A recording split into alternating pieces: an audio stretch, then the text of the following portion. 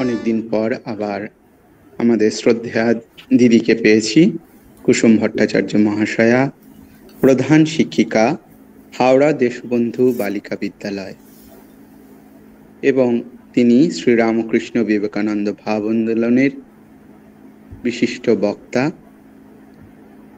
আজ তার আলোচ্য বিষয় নিবেদিতা প্রাণ শ্রী শ্রী মা। দিদির আলোচনা শুরু করার জন্য অনুরোধ জানাই।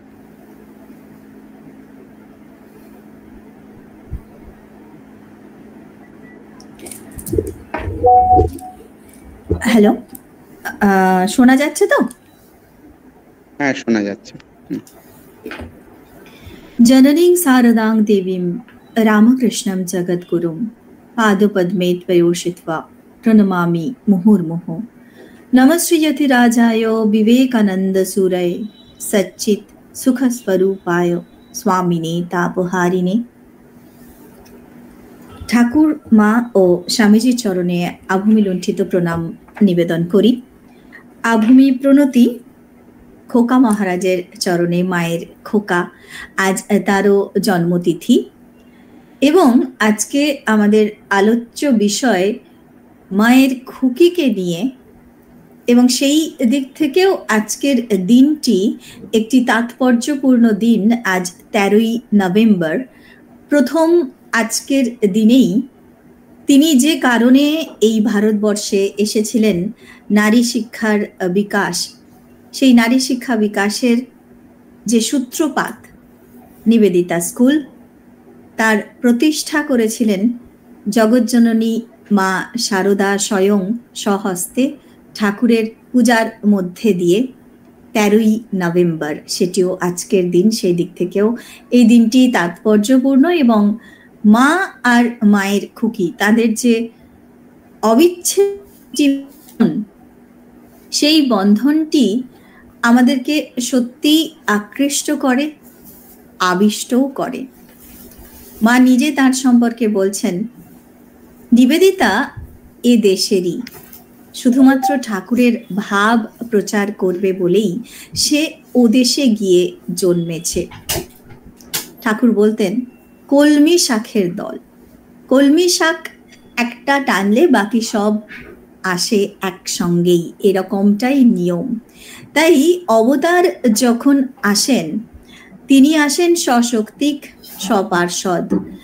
আর শুধু দেশের বিভিন্ন স্থান থেকেই নয়, পৃথিবীর বিভিন্ন প্রান্তর থেকেও তার আকর্ষণে ছুটে আসেন তার পার্ষদরা। ঠাকুরের ভাবকে বিদেশে যথাযথভাবে প্রচারের জন্যেই তাই ভারতের নিবেদিতা যেন বিদেশিনী হয়ে জন্মেছিলেন। অবশ্য তাকে বিদেশিনী বলতেও লজ্জা, কারণ তিনি যেভাবে ভারতীয়া হয়ে উঠেছেন, সেইভাবে হয়তো ভারতবর্ষে জন্মগ্রহণ করে আমরাও ততটা ভারতীয় নয়। এই নিবেদিতা, যিনি মায়ের চরণেই নিবেদিত একটি বিলেতি পুষ্প যেন নরেন তার জন্য চয়ন করে এনেছিলেন, যে অসম্ভব দামি অঞ্জলিটি মা তাকে গ্রহণ করেছিলেন অপূর্বভাবেই। তার অপূর্ব এই কাহিনী এবং একটি জীবন, সেই জীবন কত মহৎ হতে পারে, কত উদার হতে পারে, সিস্টার নিবেদিতার জীবনকে না জানলে আমাদের সেটি বোধহয় ঠিক ঠিক জানা হয় না। তিনি জন্মগতভাবে আয়ারল্যান্ডের সন্তান বলা যায়। সেখানেই ছোট্ট একটি শহর ডানগানান, তিনি জন্মগ্রহণ করলেন সেই আয়ারল্যান্ডের ডানগানান শহরে। কিন্তু তার বেড়ে ওঠা, তার পড়াশোনা, পরবর্তীকালের কর্মক্ষেত্র লন্ডন। লন্ডনে তিনি তখন বেশ সুপ্রতিষ্ঠিতা, খুব ভালো বক্তা, শিক্ষিকা, ভীষণ ভালো লেখনী তার, এবং সেখানকার যে বিদ্বজন সমাজে তিনি সুপরিচিতা একজন ব্যক্তিত্ব। তিনি স্কুলে পড়ানো শুধু নয়, কিভাবে শিশু মনের যথাযথ বিকাশের জন্য বৈজ্ঞানিক পদ্ধতিতে তাদেরকে শিক্ষাদান করা যায়, সেই নিয়ে রীতিমতো গবেষণামূলক শিক্ষার ব্যবস্থা নিয়ে ভাবনা চিন্তা করছেন। ঠিক এই রকমই একটা সময়, যে সময় তার ব্যক্তিগত জীবনেও বেশ কিছু দুর্যোগের মধ্যে দিয়ে তিনি গেছেন, একটা দ্বিধা দ্বন্দ্বের মধ্যে রয়েছেন, ধার্মিক পরিবারেরই সন্তান, যার ফলে ধর্মবোধ এবং সেই সঙ্গে দেশাত্মবোধ এই দুটোই তার মধ্যে প্রবল, কিন্তু তিনি ঈশ্বরের খোঁজ যেভাবে চাইছেন ঠিক সেইভাবে চার্চে গির্জায় কোথাও সেই ব্যাখ্যাটি যেন পাচ্ছেন না, তৃপ্ত হচ্ছেন না। এইরকম অবস্থাতেই তার সঙ্গে সাক্ষাৎ হলো স্বামীজির, এবং সেই সাক্ষাৎই তার জীবনের মোড়টি ফিরিয়ে দিল।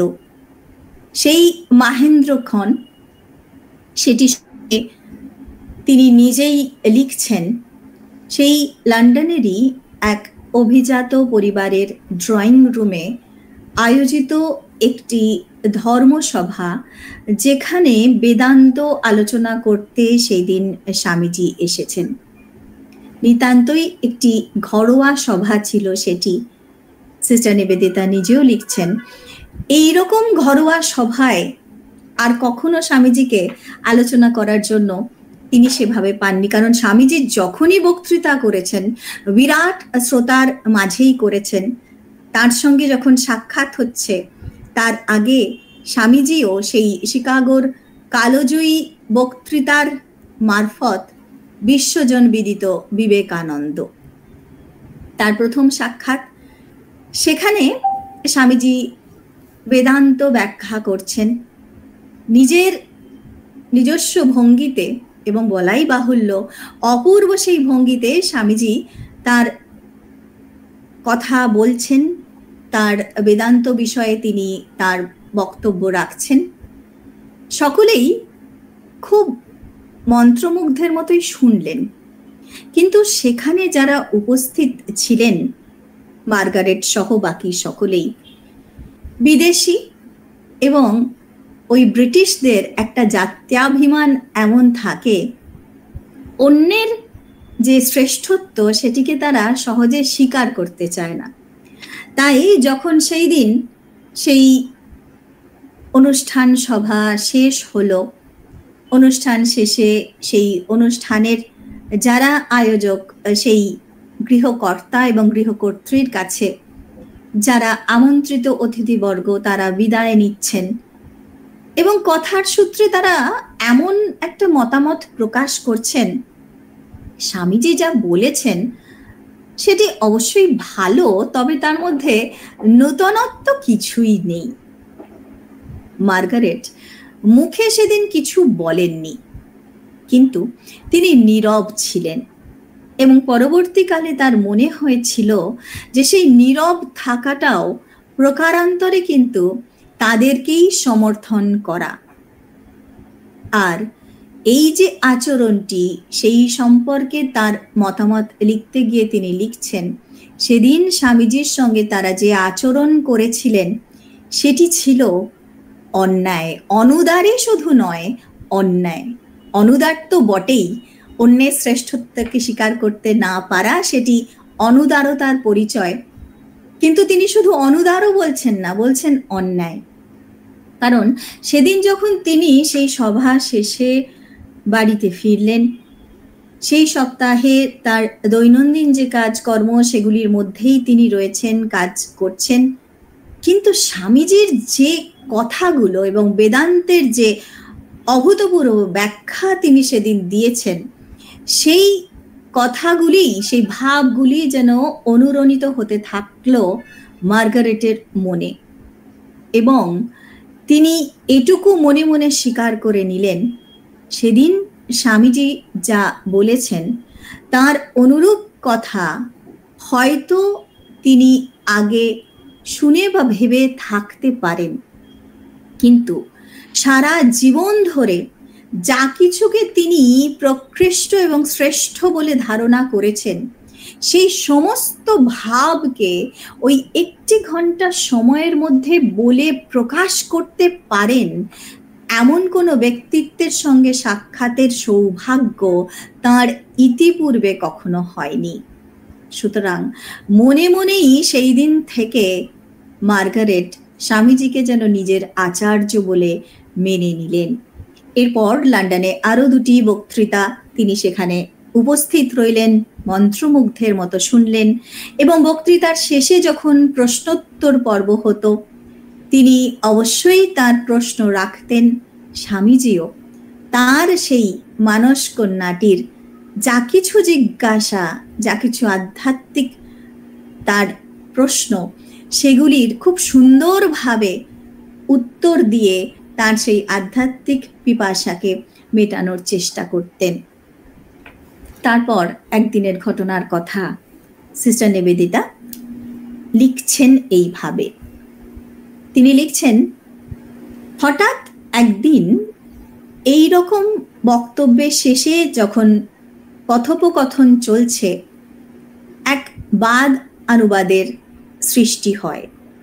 অনেকটা কথা বলতে বলতে সেই প্রশ্নোত্তরের মধ্যেই এমন একটা বাদানুবাদ তৈরি হয়, তখন স্বামীজি যাকে হঠাৎ করিয়া বোমা ফাটাইয়া লোককে চমৎকৃত করা বলিতেন, ঠিক সেই রকমই একটি ভাবের বশবর্তী হয়ে তিনি প্রশ্ন করেন সেখানে উপস্থিত যারা সত্রীমণ্ডলী তাদেরকে, তোমরা জানো জগতের আজ কিসের প্রয়োজন? Do you know what the world wants today? তারপরেই তিনি বলছেন, জগৎ চায় এমন 20 জন নরনারী যারা পথে দাঁড়িয়ে বলতে পারে ঈশ্বরই আমাদের একমাত্র সম্বল, এছাড়া আর কিছুর আমাদের প্রয়োজন নেই। এ কথা বলতে বলতেই এক আবেগের বশে তিনি যেন উঠে দাঁড়ালেন এবং সেখানে সত্রীমণ্ডলীর মধ্যে যারা রয়েছেন তাদের মধ্যে যেন বিশেষ কাউকে তিনি উদ্দেশ্য করে বলতে লাগলেন, দেখি কে পারে এ কথা বলতে, দেখি কে পারে এগিয়ে আসতে।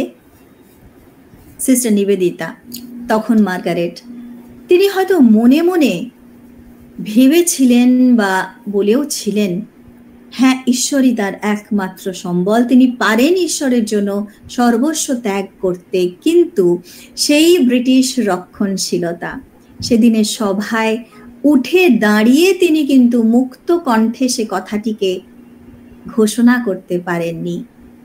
তখন স্বামীজি জলদগম্ভীর কণ্ঠে উচ্চারণ করলেন, কিসের ভয়?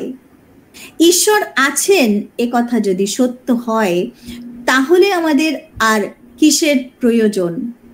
আর ঈশ্বর আছেন এ কথা যদি মিথ্যা হয় তাহলে আমাদের জীবনেরই বা কি ফল? এই হচ্ছে সঠিক পথ দেখিয়ে মার্গারেটকে সেই ঈশ্বর চরণে নিবেদিত করার যেন একটা একটা ধাপ। এরপর একদিন কথোপকথন হচ্ছে তার শিষ্যার সঙ্গে, তখন স্বামীজি এই ভারতবর্ষ এবং এই ভারতবর্ষের নারীদের নিয়ে যে তিনি স্বপ্ন দেখেন, তাদের শিক্ষার জন্য, তাদের উন্নতির কথা তিনি যে ভাবেন, সেই নিয়ে কথা বলছেন এবং বলতে বলতেই তিনি বললেন, I have certain plans for the women of my country and I think you will be of great help in it. আমার দেশের নারী জাতির জন্য আমার কিছু পরিকল্পনা রয়েছে এবং আমার মনে হয় এই কাজে তুমি আমাকে বেশ সাহায্য করতে পারো। সিস্টার নিবেদিতা অত্যন্ত আনন্দিত হলেন মনে মনে। তিনি জন্মাবার আগে থেকেই যখন তিনি মাতৃ জঠরে, তখনই তার মা প্রথম সন্তান জন্মাবার যে অজানা এক আশঙ্কায় ঈশ্বরের কাছে এমনটি প্রার্থনা করেছিলেন, তার প্রথম সন্তান তার যাই হোক না কেন তাকে তিনি ঈশ্বরের চরণে নিবেদন করবেন। এইভাবে মাতৃ জঠরেই তিনি ঈশ্বর চরণে নিবেদিতা। তার পিতা তিনি তার মৃত্যুর পূর্বে তার মাকে একথা বলে যান যে আমাদের এই যে বড় সন্তানটি তার জন্য একটি মহৎ ডাক আসবে। যখন সেই ডাকটি আসবে, তুমি কিন্তু ওকে আটকিও না, ওকে যেতে দিও। There will be a great call for her. Nivedita নিজেও মনে প্রাণে এটি বিশ্বাস করতেন, তার জন্য একটি মহৎ আহ্বান আসবেই। তাই যখনই স্বামীজি এই কথাটি তাকে বললেন, তখন তার মনে হলো দিস ইজ দ্য কল, এই সেই ডাক, এই সেই আহ্বান। তাই তিনি তৎক্ষণাৎ সম্মত হলেন যে অবশ্যই তিনি স্বামীজির কথা মতো বিদেশ থেকে এদেশে আসবেন এবং নারীর শিক্ষার জন্য, এদেশের নারীর উন্নয়নের জন্য যা প্রয়োজন তিনি অবশ্যই করবেন।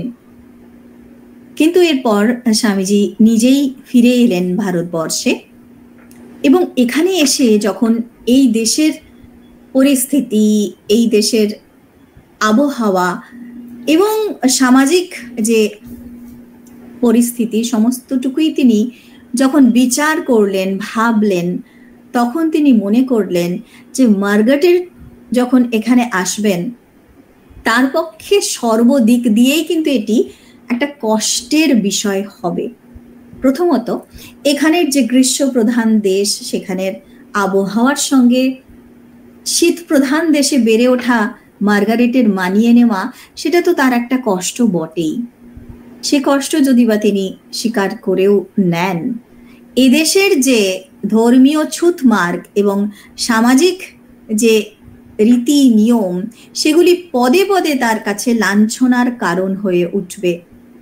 যাদের জন্য তিনি কাজ করতে আসবেন তারাই হয়তো তাকে সম্যকভাবে গ্রহণ করবেন না। এত কিছু ভেবে তখন স্বামীজি কিন্তু তাকে আর উৎসাহ দিলেন না এখানে আসার জন্য। কিন্তু নিবেদিতা, তার মধ্যে তো একটা অদম্য জেদ কাজ করত।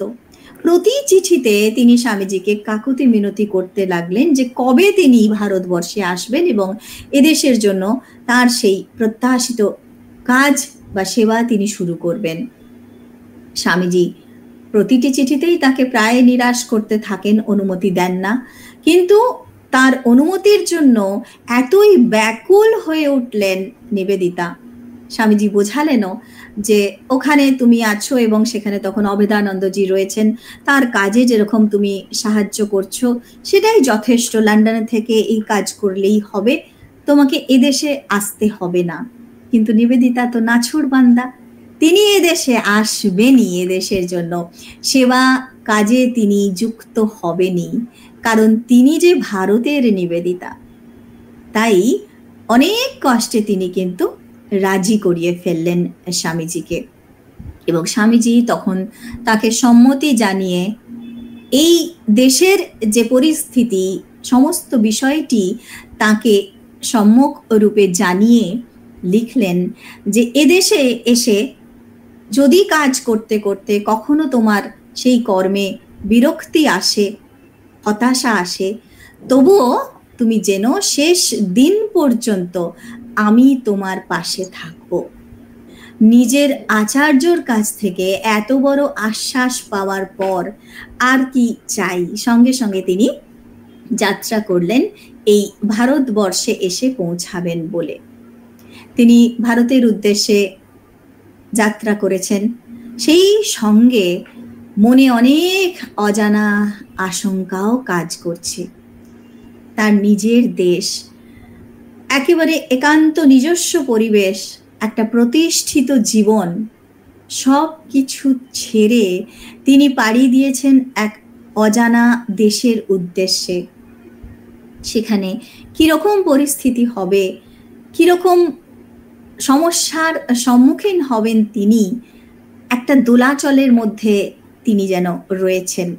কিন্তু তার সমস্ত দ্বিধা দ্বন্দ্ব দূর হয়ে গেল যখন তিনি সেই জাহাজ থেকে নামলেন এবং দেখলেন সেখানে তাকে নিয়ে যাবার জন্য, তাকে স্বাগত জানানোর জন্য উপস্থিত স্বয়ং স্বামীজি, তার আচার্যদেব। তিনি নিঃসংশয় হলেন, আনন্দে ভরে উঠল তার মন। এরপর এর 2 সপ্তাহের মধ্যেই স্বামীজির আরো 2 ইউরোপিয়ান শিষ্যা অলিবুল এবং ম্যাকলাউড তারাও ভারতবর্ষে এসে পৌঁছালেন এবং স্বামীজি এই শিষ্যাদেরকে ভারতের ঐতিহ্য, ভারতবর্ষের যা কিছু ঐতিহাসিক কৃষ্টি ইত্যাদি চেনানোর এবং বোঝানোর জন্য তাদেরকে ভারতবর্ষ ঘুরিয়ে দেখালেন। এরপর নিবেদিতা যে কারণে ভারতবর্ষে এসেছেন তাকে সেই কর্মে নামতে হবে, কিন্তু সেই কর্মে নামার পূর্বে তার প্রয়োজন শ্রী শ্রী মায়ের আশীর্বাদ এবং শ্রী শ্রী মায়ের সঙ্গে সাক্ষাৎ। স্বামীজি জানতেন শ্রী শ্রী মায়ের সঙ্গে সাক্ষাৎ এবং তার আশীর্বাদ লাভই নিবেদিতার জন্য এই ভারতবর্ষের তৎকালীন সমাজে কাজ করার ছাড়পত্র। মা যদি তাকে গ্রহণ করেন, আশীর্বাদ করেন, তবে নিশ্চিত তার সেই জয় যাত্রা শুরু হয়ে যাবে। কিন্তু স্বামীজির মনের মধ্যেও কিন্তু একটা দ্বিধা কাজ করছিল। যতই হোক বিদেশিনী, মা তাকে কিভাবে নেবেন, কিভাবে গ্রহণ করবেন। তবুও এত কিছুর মধ্যেও তিনি তার এই শিষ্যাদেরকে স্বামী সদানন্দজির সঙ্গে পাঠালেন মায়ের সঙ্গে সাক্ষাৎ করতে। তারিখটি ছিল 17 মার্চ এবং সিস্টার নিবেদিতা সেই তারিখটিকে তার ডায়েরিতে লিখে রেখেছিলেন ডে অফ দ্য ডেজ, অর্থাৎ তার জীবনের শ্রেষ্ঠ দিনগুলির মধ্যে অন্যতম একটি দিন। এই 3 ইউরোপিয়ান শিষ্যা স্বামীজির তারা গিয়ে পৌঁছালেন মায়ের কাছে। তাদের মনেও হয়তো একটু ভয় বা দ্বিধা ছিল, কিন্তু যার সঙ্গে তারা সাক্ষাৎ করতে গেছেন তিনি তো কেবল কথার কথা মা নন, পাতানো মা নন। তিনি সত্য জননী, তিনি যুগ জননী, তিনি জগৎ জননী, তিনি সকলের সত্যিকার মা। তাই এই 3 ইউরোপিয়ান মহিলাকেও তিনি আমার মেয়ে, আমার কন্যা বলে অত্যন্ত আদরের সঙ্গে গ্রহণ করলেন। মায়ের সঙ্গে নিবেদিতার প্রথম সাক্ষাতের সেই মুহূর্ত। মা নিবেদিতাকে দেখে তার নাম জিজ্ঞাসা করছেন, তোমার নাম কি গা? Margaret Elizabeth Nobel. উল্লেখ করলেন তার খুকি। মা অবাক হয়ে বলছেন, ও বাবা, এত বড় নাম, এ তো আমি বলতে পারবো না, আমি তোমায় খুকি বলে ডাকবো। সেই সময় বাংলা জানেন না মার্গারেট, তাই মা কি বলছেন বুঝতে পারলেন না।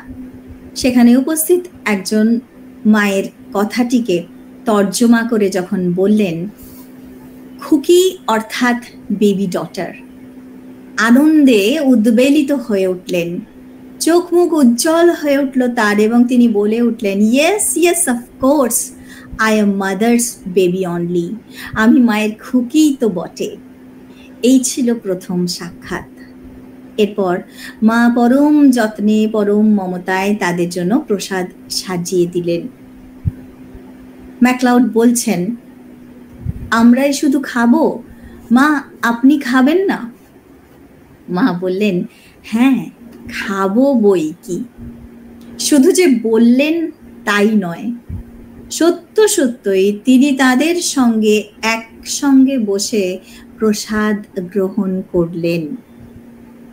আজকের দিনে দাঁড়িয়ে আমাদের হয়তো মনে হতে পারে এটি এমন কিছু বিশাল ঘটনা নয়, কিন্তু যেই সময়কার কথা আমরা বলছি, যেই সময়ের পরিপ্রেক্ষিতে দাঁড়িয়ে এই আলোচনাটি হচ্ছে, সেই সময়টির কথা যদি আমরা ভাবি, তখন 3 জন বিদেশি বিধর্মী মহিলার সঙ্গে বসে তিনি একসঙ্গে আহার করছেন, এটি সত্য সত্যই অত্যন্ত আশ্চর্যজনক ঘটনা। এতটাই আশ্চর্যজনক যে স্বামী বিবেকানন্দ নিজেও অত্যন্ত অবাক হয়েছিলেন এবং এতটাই অবাক হয়েছিলেন যে তার গুরু ভাইকে তিনি চিঠিতে লিখছেন, তুমি ভাবতে পারো শশী, মা তাদের সঙ্গে একসঙ্গে বসে খেলেন পর্যন্ত। সত্যি কি আশ্চর্যের কথা নয়? সত্যি এটি আশ্চর্যের কথা। হয়তো সেই কারণেই সিস্টার নিবেদিতা যে বলছেন, তিনি এমন একজন নারী যিনি হচ্ছেন প্রাচীন আদর্শের শেষ প্রতিনিধি আর আধুনিক নারী জাতির অগ্রদূত। যুগের থেকে আগে তিনি ভাবতে পেরেছেন, তার চিন্তা ভাবনার মধ্যেই সেই আধুনিকতা ছিল, আবার প্রাচীনত্বের, প্রাচীন নারীর যে আভিজাত্য সেগুলিও তার মধ্যে সম্পূর্ণরূপে থাকবার জন্যেই, সেই আদর্শকে বোঝানোর জন্যেই স্বামীজি চেয়েছিলেন মায়ের সঙ্গে তার সাক্ষাৎ হোক। এবং এই সাক্ষাৎ এত সুন্দরভাবে হলো, মা সত্যিই তাকে এমনভাবে গ্রহণ করলেন যে সারা জীবন তাকে সেইভাবেই বুকে আগলে রাখলেন।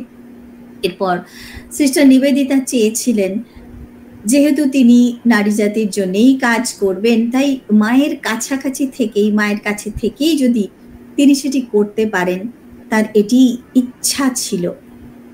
মা জানতেন এতে তার অনেক অসুবিধা হবে, কারণ মায়ের বাড়িতে তো মা একা থাকেন না, আরো অনেক নারী যারা ভীষণ মাত্রায় সূচিবায়ুগ্রস্ত, তাই তারা যে নিবেদিতাকে ভালোভাবে নেবেন না, মেনে নেবেন না, এটি মা জানা সত্ত্বেও মা কিন্তু নিষেধ করেননি। প্রথম কয়েকটি দিন তিনি মায়ের কাছেই ছিলেন, কিন্তু তিনি বুদ্ধিমতী, তাই ওই কয়েকটি দিনের অভিজ্ঞতাতেই তিনি বুঝতে পেরেছিলেন মায়ের কাছে তিনি থাকতে চেয়ে মাকে বেশ অসুবিধার মধ্যেই ফেলেছেন। তাই তিনি মায়ের বাড়ির কাছাকাছি কোনো একটি স্থান যেখানে থাকতে পারবেন এবং প্রতিনিয়ত ইচ্ছা করলেই মায়ের সাক্ষাৎ পেতে পারবেন, এইরকম একটি আস্তানা খুঁজলেন। 16 নম্বর বোসপাড়া লেন। সেটি যে তার বাসের পক্ষে খুব উপযুক্ত একটা জায়গা ছিল এমন নয়, কিন্তু যেহেতু সেটি মায়ের বাড়ির কাছাকাছি, তাই তিনি সেখানে থাকতেই সানন্দে রাজি হলেন। মা যতদিন কলকাতায় থাকতেন, প্রতিদিন তিনি মায়ের কাছে প্রণাম করবার জন্য আসতেন। রবিবারগুলোই মায়ের কাছে যে শুধু আসতেন তাই নয়, মায়ের ঘর দোর সমস্ত কিছু নিজে হাতে পরিষ্কার করা, তার জানলা দরজা মোছা, সমস্ত কিছু তিনি নিজে হাতে করতে চাইতেন এবং করতেন। কিভাবে মা একটু ভালো থাকবেন, সেই বাল্বটি জ্বলছে, তাতে মায়ের হয়তো অসুবিধা হতে পারে, চোখে আলো লেগে, কাগজ মুড়ে সুন্দর করে আড়াল করছেন যাতে মায়ের অসুবিধা না হয়। প্রত্যেকটা জিনিসের মধ্যে তার একটাই চিন্তা, মা কি সে একটু আরামে থাকেন। কোনোদিন যদি তিনি মায়ের পূজায় বসার আগে পৌঁছাতে পারতেন আর মায়ের সেই পূজার আসনটি তিনি নিজে হাতে পেতে দিতে পারতেন, সেই দিন তার আনন্দের সীমা থাকতো না। সেই আসনটিকে তিনি একবার বুকে ধরে, একবার মাথায় ঠেকিয়ে, তারপর তিনি পেতে দিতেন, মা সেখানে বসবেন। মা যে জগৎ জননী। মা হয়তো পূজা করছেন কিংবা অন্যান্য কাজের মধ্যে রয়েছেন, নিবেদিতা তার সামনে বসে নির্নিমেষ দৃষ্টিতে মায়ের দিকে তাকিয়ে রয়েছেন, যেন একটি পঞ্চম বর্ষীয়া বালিকা, যাকে স্বামীজি বলছেন সিংহী, প্রকৃত সিংহী, দ্য রিয়েল লায়নেস। তিনি বলেছেন যে ভারতবর্ষের এখন একজন প্রকৃত সিংহের প্রয়োজন, আর ভারতবর্ষ যেহেতু এখন তা জন্ম দিতে পারছে না, তাই তাকে বিদেশ থেকেই আসতে হবে। সেই প্রকৃত সিংহী যিনি বক্তৃতা করলে কত বিরাট বিরাট জ্ঞানী পণ্ডিতরাও আশ্চর্য হয়ে শুনতেন, তিনি যখন মায়ের সামনে বসে রয়েছেন, সেই সিংহী যেন একটি ছোট্ট বালিকা হয়ে গেছেন, সরল বালিকা, যিনি সম্পূর্ণরূপেই মায়ের উপর নির্ভরশীল। আর মা যদি কাজের ফাঁকে একবার তার দিকে তাকিয়েছেন, তাকিয়ে একটু হেসেছেন, তিনি যেন খুশিতে বিগলিত হয়ে যেতেন। তারা একে অপরের ভাষা বুঝতেন না, কারণ মা ইংরাজি বুঝতেন না আর নিবেদিতা তখন বাংলা শেখেননি। যদিও মা অন্তর্যামী, সকলের অন্তরের ভাষাই তিনি পড়তে পারেন, কিন্তু আশ্চর্যের বিষয় নিবেদিতাও কিন্তু মায়ের কথা অনায়াসে বুঝতে পারতেন, কারণ যেখানে ভাষা পৌঁছায় না সেখানে ভালোবাসা অনায়াসে পৌঁছায়। তাই তাদের ভাব বিনিময়ের জন্য কোনো ভাষার প্রতিবন্ধকতা নয়, তারা অনায়াসে একে অপরের সঙ্গে ভাব বিনিময় করতে পারতেন। এই অপূর্ব সুন্দর সম্পর্কটি, এই অপূর্ব সুন্দর বন্ধনটি সত্যিই আমাদের চমৎকৃত করে। একদিন তার ইচ্ছা হলো তিনি ঠাকুরকে ভোগ রেঁধে খাওয়াবেন। সেই মতোই তিনি ঠাকুরকে ভোগ নিবেদন করলেন এবং সেই প্রসাদ মাকে এনে দিলেন। মাও সানন্দে সেই প্রসাদ গ্রহণ করলেন এবং এই ঘটনাটি অবশ্যই আবারও মায়ের বাড়িতে এক আলোড়ন সৃষ্টি করল। সেখানে উপস্থিত অন্যান্য মহিলা ভক্তদের কাছে মনে হলো এটি অত্যন্ত অন্যায় কাজ। এক বিধর্মী মহিলা, তিনি ঠাকুরকে ভোগ রেঁধে দেবেন, আবার সেই ভোগ মা গ্রহণ করবেন, এ তো ভারী অন্যায় কাজ। মায়ের কাছে যখন এই কথা গিয়ে পৌঁছালো, মা অত্যন্ত দৃঢ়তার সঙ্গে বললেন, নিবেদিতা আমার মেয়ে, সুতরাং ঠাকুরকে ভোগ রেঁধে দেবার অধিকার তার আছে। এতে যদি কারোর আপত্তি থাকে সে নিজেকে নিয়েই থাক, আমি তাকে কখনো ছাড়ব না। অর্থাৎ নিবেদিতাকে তিনি কখনোই ছাড়বেন না। তিনি তার মেয়ে, তার কন্যা, সেটি তিনি স্বীকার করছেন স্পষ্টভাবেই, এবং এটি যেন একটি স্পষ্ট স্টেটমেন্ট সকলের কাছে যে অন্য কিছু ভাববে এই বিষয়টি নিয়ে সে নিজের মতো থাকতে পারে, মা তাকে ছাড়তে পারেন কিন্তু নিবেদিতাকে নয়। এবং সত্যি যে তিনি তাকে কখনো ছাড়েননি। সমস্ত গ্রেটনেস নিয়ে মার্গারেট, সমস্ত নোবেলিটি নিয়ে নোবেল যে নিবেদিতা হয়ে উঠলেন, তার মার্গারেট এলিজাবেথ নোবেল থেকে নিবেদিতা হয়ে ওঠার পথটি সুমসৃণ হয়েছিল কিন্তু এই মায়েরই আদরে, মায়েরই স্নেহে, মায়েরই কৃপায়। নিবেদিতা মাকে একটি জার্মান সিলভারের কৌটো উপহার দিয়েছিলেন এবং মা তাতে ঠাকুরের কেশ রাখতেন, ঠাকুরের পবিত্র কেশ, সেটি তার ঠাকুরের আসনেই রাখা থাকত। তিনি যখন সেটি দেখতেন তিনি বলতেন, ওটি দেখলে আমার নিবেদিতার কথা মনে পড়ে। মা নিজে হাতে একটি পশমের পাখা তৈরি করে একদিন তাকে উপহার দিলেন, নিবেদিতাকে। সেই উপহারটি পেয়ে নিবেদিতার যে কি খুশি, তিনি কি করবেন বুঝতে পারছেন না। কখনো সেটিকে বুকে ধরছেন, কখনো কোলে রাখছেন, কখনো আবার মাথায় ঠেকাচ্ছেন আর বলছেন, ও মা, আমার জন্য মা তৈরি করেছেন, কি অপূর্ব, কি অপূর্ব। মা তার এই আচরণ দেখে বলছেন, দেখো ও লন্ডনে বড় হয়েছে, কত ভালো ভালো জিনিস দেখতে অভ্যস্ত ও, কিন্তু দেখো ওর সরলতা, একটা সামান্য জিনিস নিয়ে কি আনন্দই না করছে। মা তার এই সরল খুকিকে তাই আজীবন তার স্নেহের আঁচলে ঢাকা দিয়ে রেখেছিলেন এবং মায়ের প্রতি তার যে কি ভক্তি, বিশ্বাস এবং কি ভাব ছিল সেটি তার অনেক চিঠির মধ্যেই প্রকাশ পেয়েছে। তার মধ্যে একটি বিখ্যাত চিঠি পাঠ করে আমাদের আজকের অনুধ্যান এখানেই শেষ করব।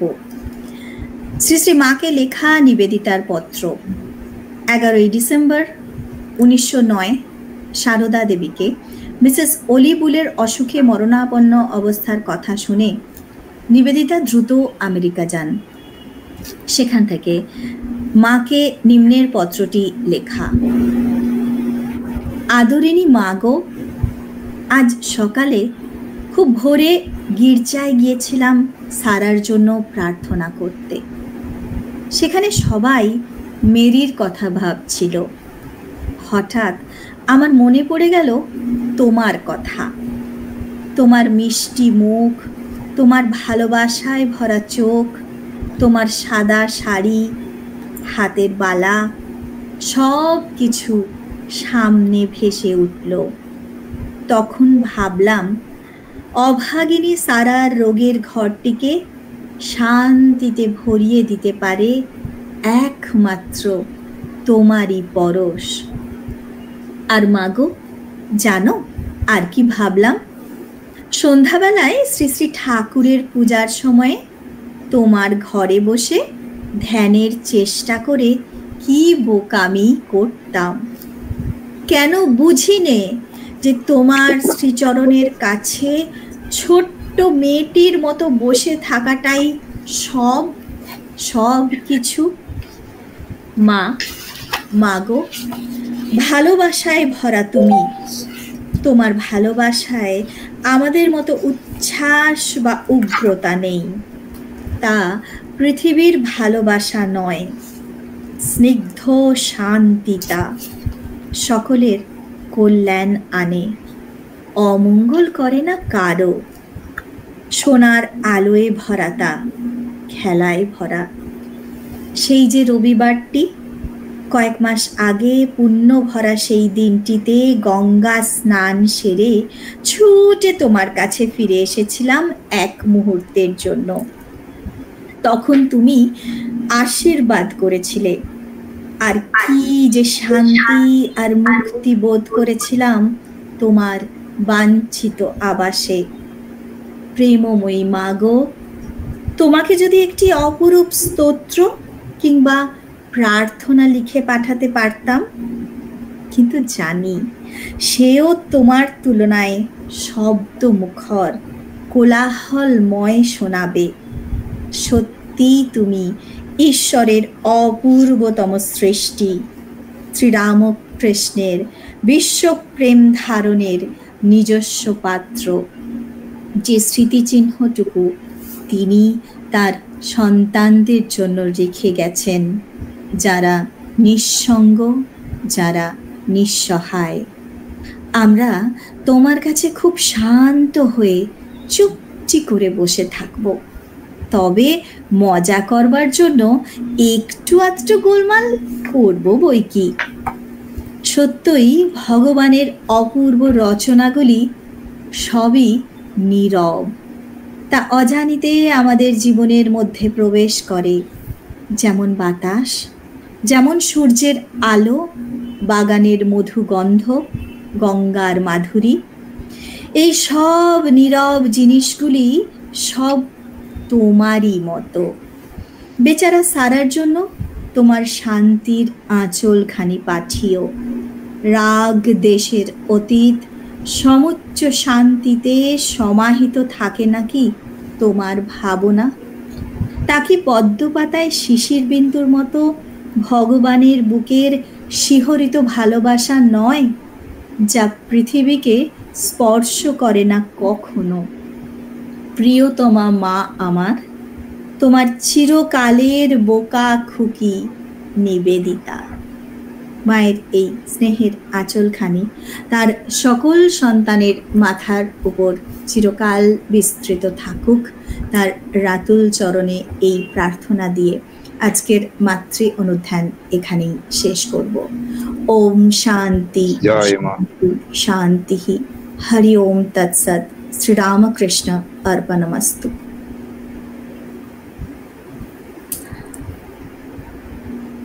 রোদ না করে রগাদ জলে ডুব দে রে মন কালী বলে, ডুব দে রে মন কালী বলে।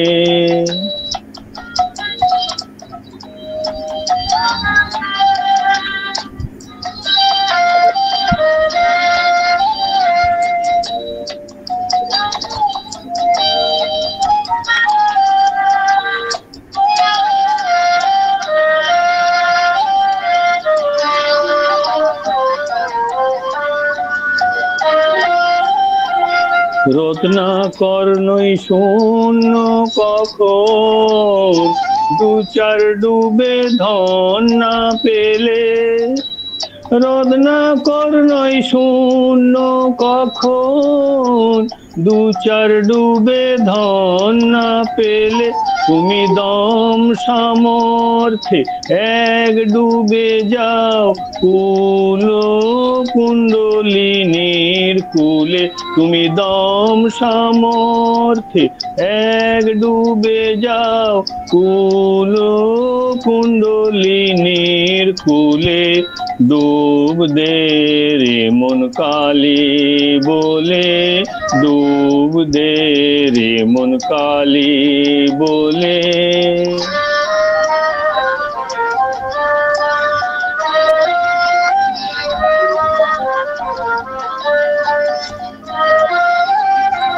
জ্ঞান সমুদ্রের মাঝে রে মন, শান্তি রূপা মুক্তা ফলে।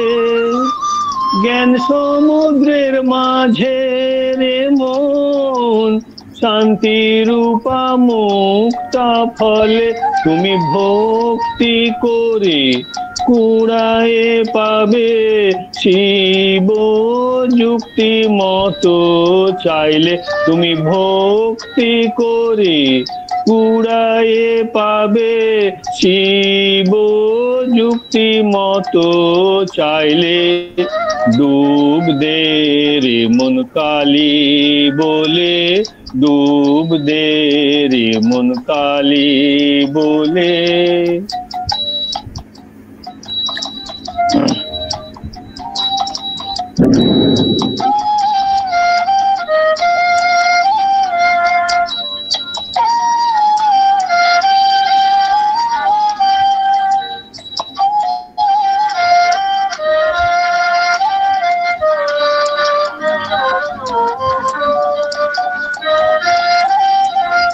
কামাদি ছয় কুম্ভীর আছে, আহার লোভে সদাই চলে।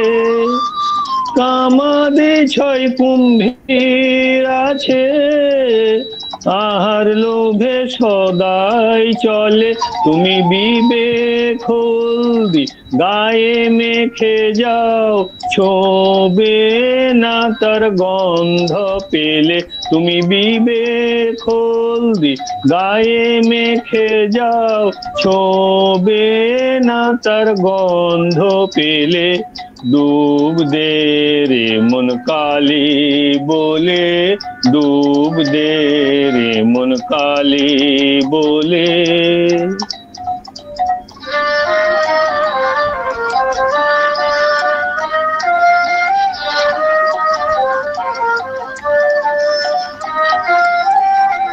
রতন মানিক কত পড়ে আছে সেই জলে।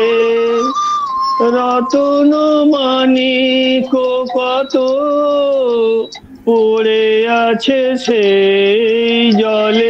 রামপ্রসাদ বলে ঝম্প দিলে, মিলবে রতন ফলে ফলে। রামপ্রসাদ বলে ঝম্প দিলে, মিলবে রতন ফলে ফলে। ডুব দে রে মন কালী বলে, ডুব দে রে মন কালী বলে। হৃদি রোধ না করে রগাদ জলে, রোধ না করে রগাদ জলে। ডুব দে রে মন কালী বলে, ডুব দে রে মন কালী বলে, ডুব দে রে মন কালী বলে। আমি জয়দান করছি। জয় শ্রী শ্রী গুরু মহারাজ জি কি জয়, জয় মহামাই কি জয়, জয় স্বামীজি মহারাজ জি কি জয়, জয় খোকা মহারাজ জি কি জয়, জয় গঙ্গা মাই কি জয়।